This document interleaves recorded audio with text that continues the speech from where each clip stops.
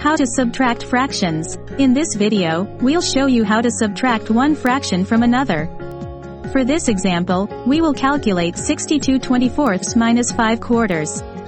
As a quick reminder, the number at the top of the fraction, in this case, numbers 62 and 5, is called the numerator.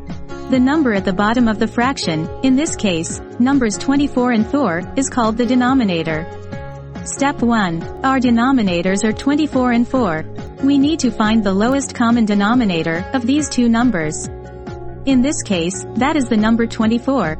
Step 2. To make the second denominator, which is currently number 4, match the first denominator of 24, we need to multiply it by 6.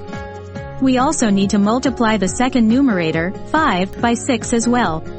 Since the first denominator is already 24, we don't need to multiply it by anything, and the first fraction remains 62/24.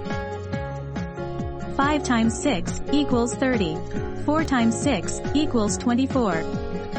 Step 3. We have now converted the fractions to have the same denominator. 62/24 minus 30/24.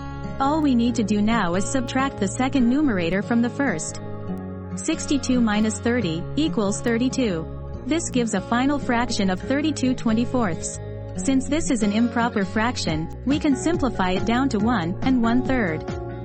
Give this a try for yourself and try to subtract one fraction from another.